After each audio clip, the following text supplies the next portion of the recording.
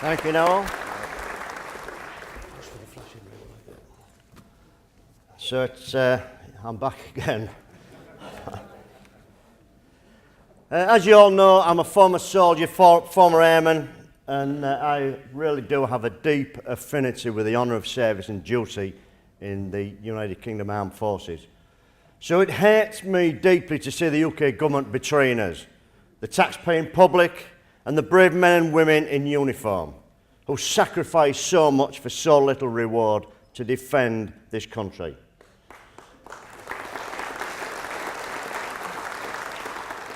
While we expect Labour governments to squeeze defence spending, it has been the Conservatives under David Cameron and now Theresa May who have made the deepest cuts to our military capabilities since the 1930s.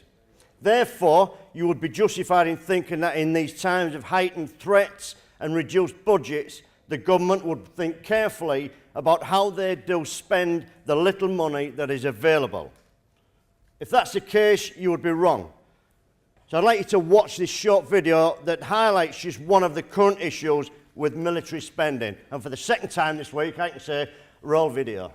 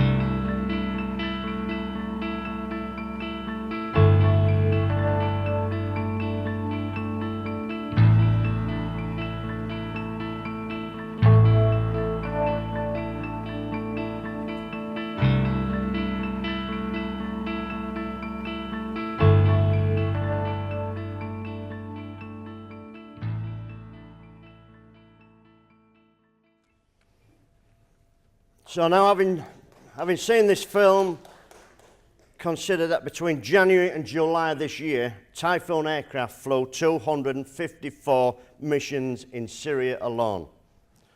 When missions flown by Tornado aircraft and Reaper drones are considered, together with the long-running airstrikes in Iraq, the UK taxpayer, you and me, are looking at a bill of billions of pounds. Bearing in mind that many of the targets in Syria have been little more than pickup trucks, can any rational person use of taxpayers' money or an efficient demonstration of military power projection?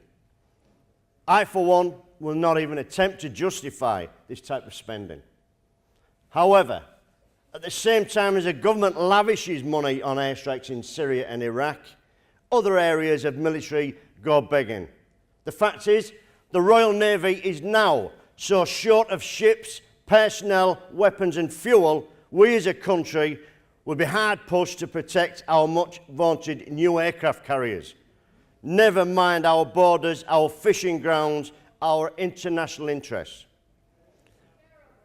And while Michael Fallon boasts that the new carriers will be projecting British power, the reality is rather different.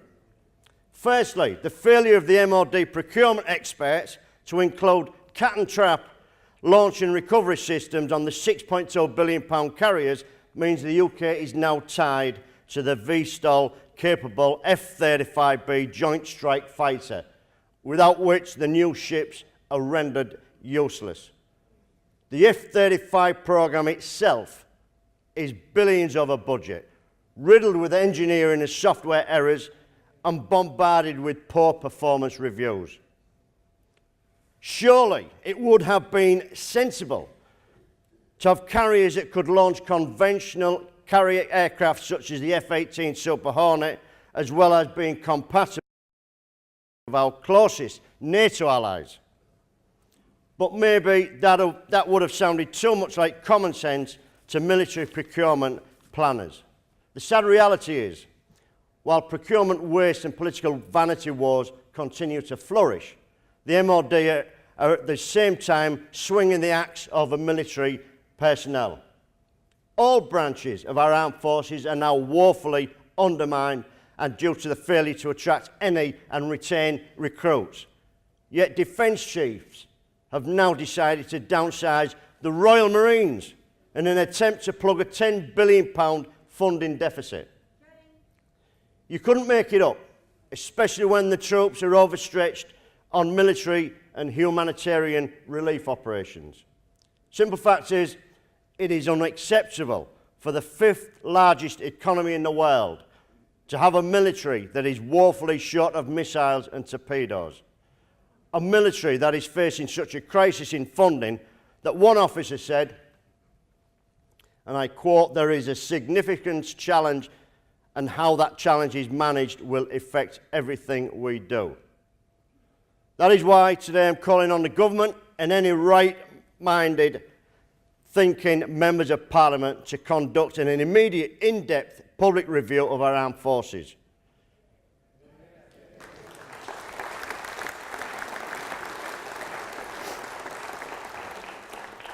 It is now vital to our national interest and security to eliminate the unremitting level of waste that the Ministry of Defence and our government continues to preside over and ignore. If necessary, this review should look to an appropriate reallocation of defence spending priorities to ensure the safety of our island nation and particularly the security of our energy supplies, trade routes and overseas possessions are secured. Thank you very much.